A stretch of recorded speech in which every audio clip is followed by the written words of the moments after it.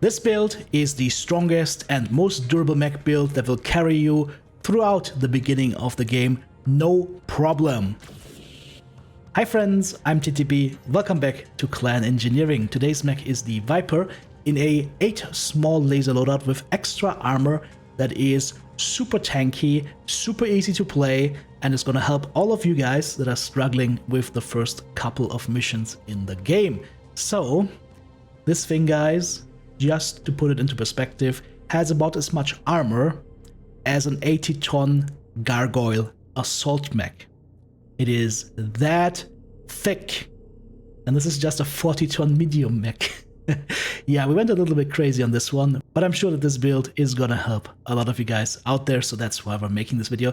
And also, heads up, this is gonna be the last super laser in-your-face build that I'm gonna be doing for the next couple of days or weeks. I want to showcase off more builds and more creative builds, more Mechwarrior-esque builds that use more than one weapon. But I decided to have the super effective crazy killer stuff out first, so you guys have something that you can use to beat the game with, and then afterwards you get into the stuff that is like more Mechwarrior-esque, more beautiful, more crazy. So yeah, there you go, guys. Let's go ahead, have a look at the mech in the mech bay, and then we'll take it into the training grounds and see what it can do. Alright guys, here we are in the mech bay. In case you're wondering what kind of paint job this is the Raider paint job, white, red and black. Looks beautiful on this mech. Here we are in the mech lab, and we're gonna have a look at the standard Omnipod loadout first. So this is how you get the mech, and this is a mech that you start with, which is why this is so powerful. You can play this mech in the first mission, and then use the next mission worth of experience and the next mission worth of experience to unlock everything that you need to put together this build. As you're starting out with this mech, you're going to have 2 medium pulse lasers in the right arm, an SRM-4 in the left arm, and 2 machine guns in the right torso, plus an AMS system against enemy missiles. Your main weapon is going to be the double medium pulse lasers in the right arm. Your SRM-4 is basically a weapon that you will use against mechs once they get a little bit closer, up to like 200 meters or so. Don't waste that ammo onto soft targets because you don't have that much of it. You only have 1 ton. You're gonna have a little bit more shots than before. Hotfix number 2 today added a couple more extra missiles per ton for short-range missiles, but still don't waste too much of them. The machine guns will be useful at 150 meters range and below. Personally, I am not a huge fan of machine guns because it's a staring weapon. It does low damage over time, and you have to get very close to your targets. And what is the strength of clan mechs? Outranging your targets, because there's a lot of targets coming at you. So where do you not want to be? In the face of your targets, generally speaking, because that's where they shoot you back with all their inner sphere short-range weapons. So, that being said, this is the startout build that you are starting with. And if you're starting with this build, you get, let's go ahead and jump to the marketplace real quick. The Viper starting build starts out with 306 armor, which is not bad. I mean, if you compare this to, let's say, the Mistlings, 134, it's twice as much armor. Or let's say look at the Akishida, 153, still twice as much armor for only 10 more tons. Okie dokie. So now you've got your Viper, and you are going to play your first mission, and then you're going to be able to unlock another Omnipod set, and you're going to unlock the Alpha Omnipod set for the 2 energy weapons in the right torso and the 2 energy weapons in the left torso. And then, one mission later, you're going to go ahead and unlock the, where is it? Charlie Omnipod set, so you can get the other 2 energy hard mounts on the left arm, and that is going to complete your build. Your finished build is going to look like this. You're going to use the center torso of the Prime variant.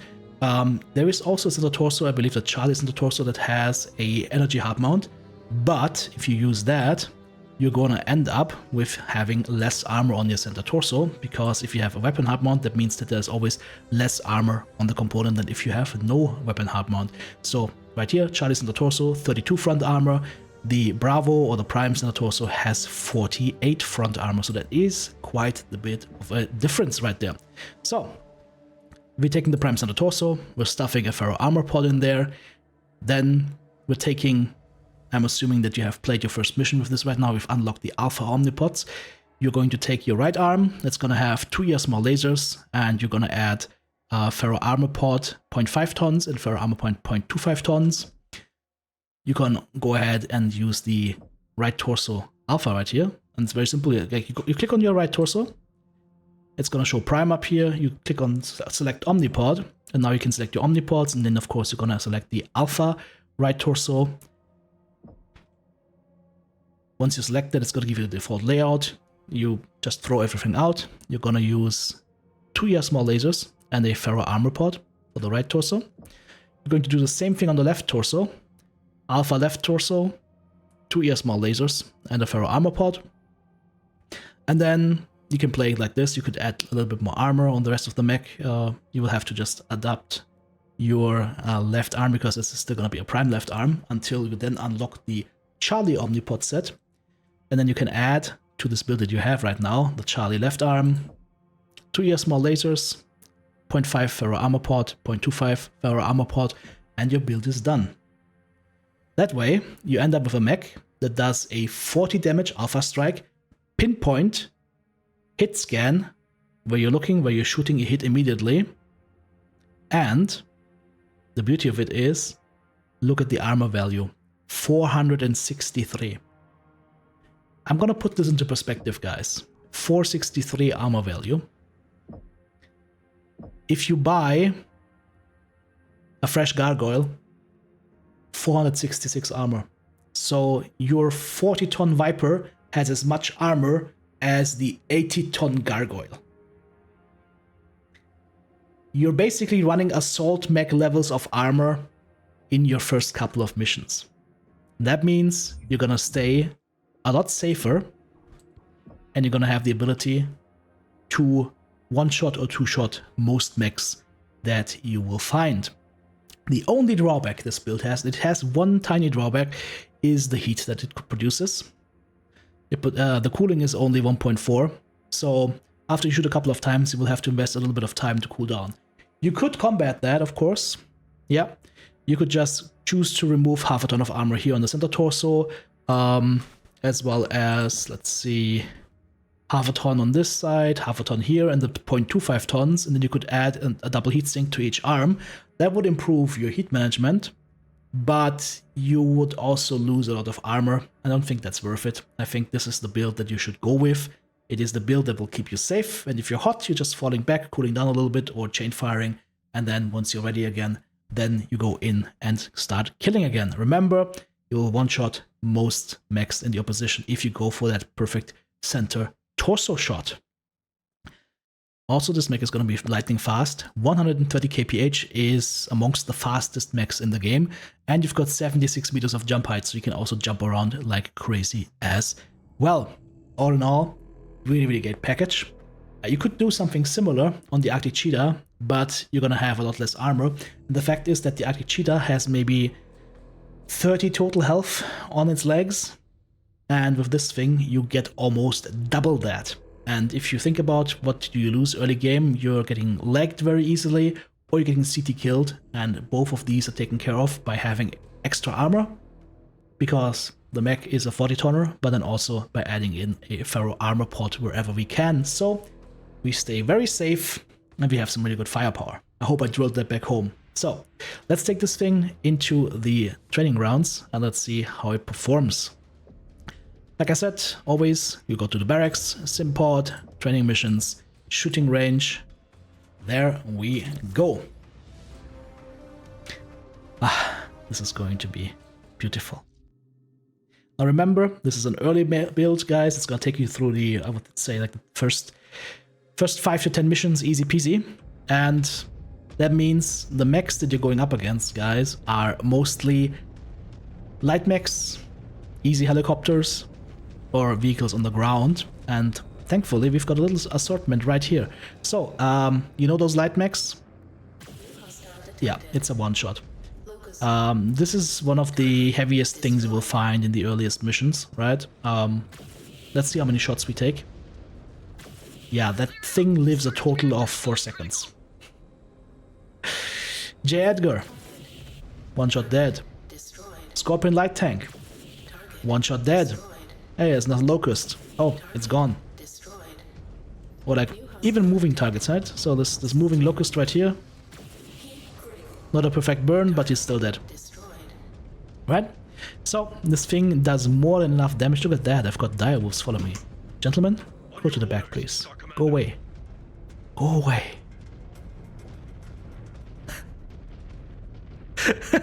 It's funny how they're looking towards the enemy. This is actually really good. They're looking towards the enemy. They're not going as towards enemy. That is really important, so they don't get shot in the back. AI improvement. This right here, massive AI improvement. Okay, so like I said, the only problem a little bit is the heat. Let's say, for example, we were to shoot at this Marauder, 75-ton heavy mech. It's gonna take us, I think, 3 shots. We'll see. Yeah, basically 2 shots in a little bit, but 3. It takes us to 50% heat. It's fine. But as you can see, the heat is not going down as quickly as with the other builds I've shown you, and that is because we don't have as many double heat sinks in there. That's the one concession we're making on this mech, but it's still fine because, like I said, you can just go back, cool down a little bit, and also by the time you're hot, you should have killed most of the opposition already, right? Even if they set an Atlas against you, which they won't because there is no Atlas in the early missions, unfortunately. But yeah, even if they send you an Atlas, like, you're gonna win a 1v1 against an Atlas. Guaranteed. 4 shots. This thing lived less than 10 seconds. Pinpoint firepower. I cannot overstate how important it is to have pinpoint firepower in this game. It is that good, my friends. Right? Like I said, heat not an issue, tankiness through the roof, firepower, very nice. This is, in my opinion, the best mech for early game. And if you're struggling with the missions early game, this thing will carry you. And then, of course, give one of those to one of your lancemates. You're literally adding, if you have 2 of these, as opposed to, I don't know, 2 Arctic Cheetahs, you're adding 3 Arctic Cheetahs worth of armor, or 4 Arctic Cheetahs worth of armor if you have 2 of these instead of Arctic Cheetahs. It's crazy. It's crazy how much of a force multiplier this is, guys. And like I said, in the future, we're gonna have more mixed builds. I just wanted to show you guys the most effective stuff early on. If you have any questions at this point about the build or any other builds, put them into the comment section. Hope this video was helpful to you. If it was, let me know please, and I will see you for the next video.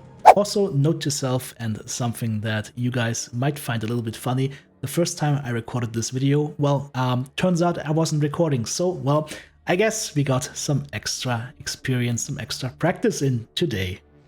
At this point, of course, I would like to say thank you so much to all my amazing supporters. Guys, I literally couldn't do this without them. This is my full-time job, as most of you might know. If you are not a supporter yet and would like to say thanks for the videos, please have a look at the video description. You will find links to my Patreon, my merch store, all the hardware that I'm currently using that you can get on Amazon, or of course you can become a channel member or send a super thanks right here on YouTube. Thank you.